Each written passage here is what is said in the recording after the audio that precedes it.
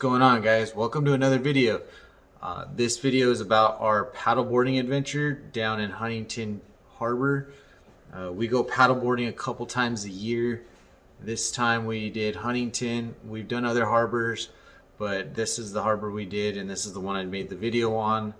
But before I start the video, I'd like to give you guys some information on where we went, where we rented from, kind of places to eat, and other things to do there, such as check out the little local beaches. So hopefully this helps you out before you do your adventure with your family, and let's get into it. But before we do, don't forget to like, comment, share, subscribe, and hit that bell button so you can get the notifications when I put up new videos. So we started our adventure in Yorba Linda, and it's about a 35-minute drive for us to Huntington Beach Harbor. For those of you that aren't familiar, it's right behind the Bolsa Chica State Beach on the north side of the Huntington Pier. This beach does get really windy, so I would suggest going early. If you can, check Surfline for the wind forecast. If you see wind in the afternoon and you're not up for a battle or have little kids or family members that might not be able to keep up, I would suggest rescheduling and going early or when there's no wind. The first place that you can rent from is OEX Sunset Beach Rentals. The second one is going to be Sunset Rentals. This is the one that's really busy. Everyone always rents from this one, it seems like. They just remodeled too, so it looks all nice. And then this beach in between those two is where you launch from. The one that I prefer to go to because it's less crowded is going to be Huntington Harbor Boat Rentals. These guys have never let me down, and that's where I'd go to.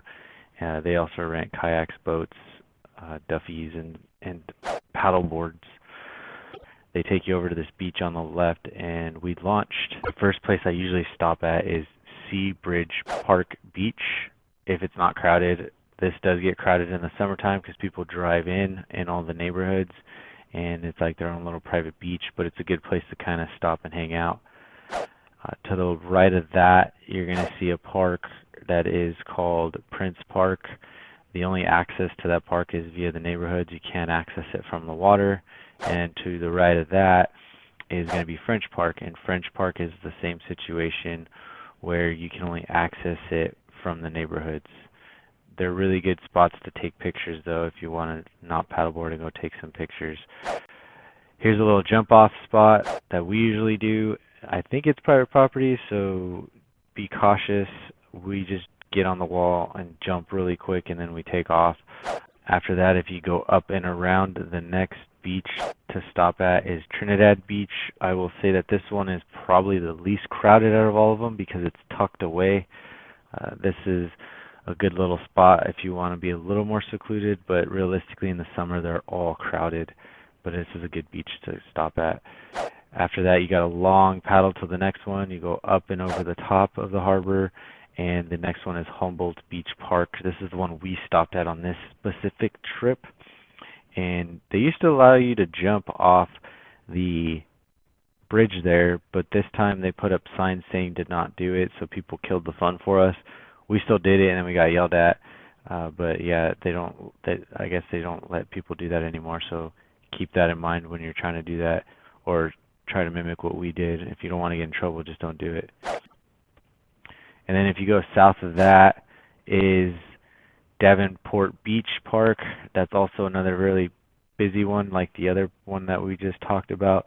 The good thing about these two beaches is that people kind of tie off in the summertime. It almost gives that river vibe where everyone's got floats and hanging out.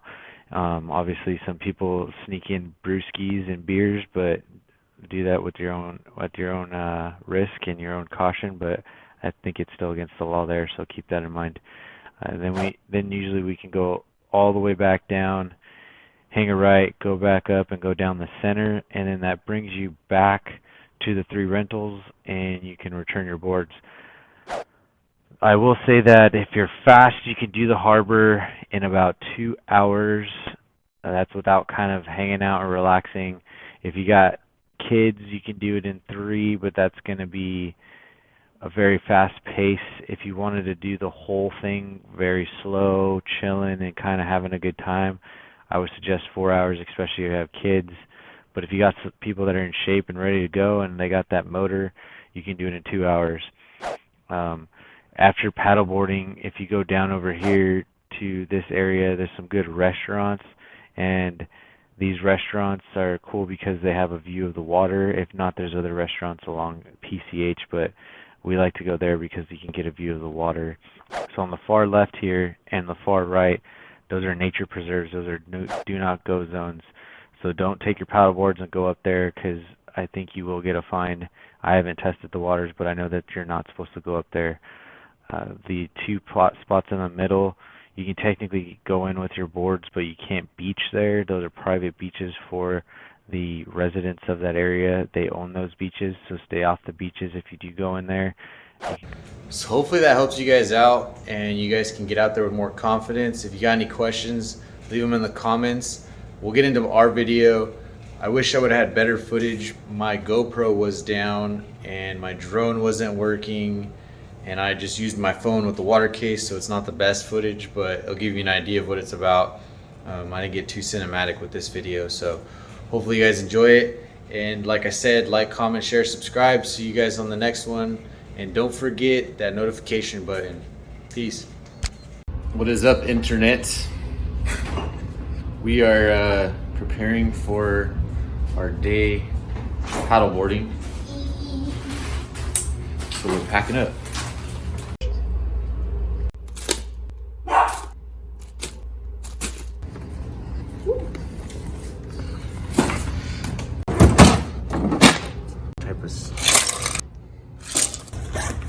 First, sun protection.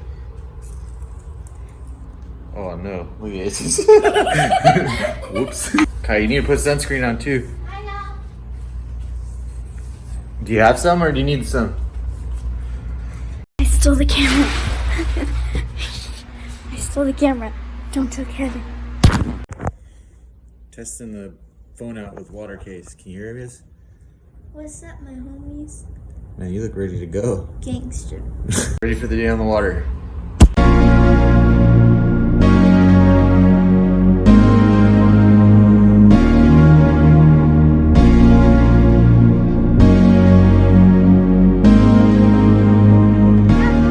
Say hi.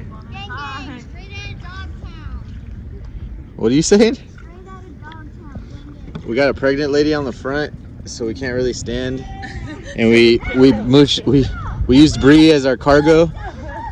Sorry, Bree.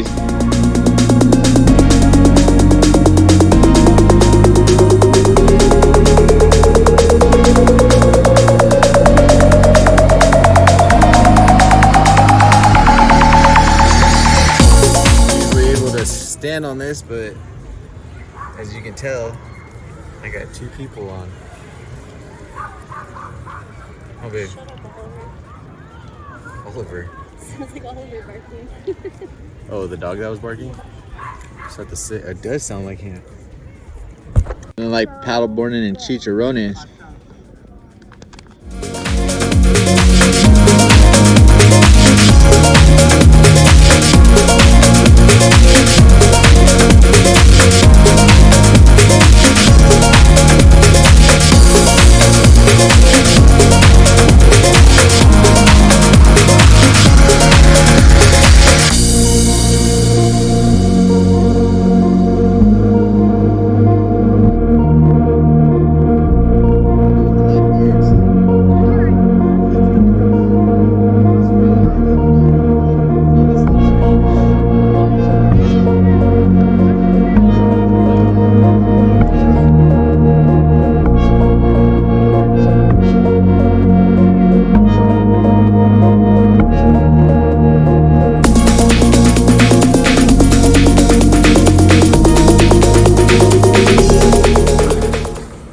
Bridge.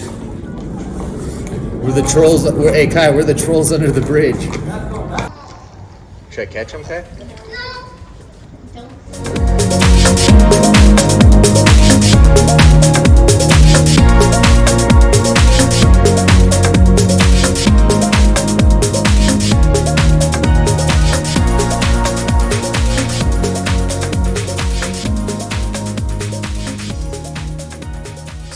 not over from our adventure today in paddleboarding. Kai, you want to tell him? Kevin lost his wallet. But there's a happy ending to the story. I was canceling everything, all my credit cards, my diving cards. I was buying all of it. And then my buddy on Facebook hit me up that I grew up with and said, "Hey, Kevin, some guy I know, he's my buddy, found your wallet." And now we're going to go get it. And there was like, what, $350 in there, and the guy didn't even touch it. Yeah, wait, no. So he found it in the sand at the beach. So it's even... Yeah, his son found it. There are good people in this world.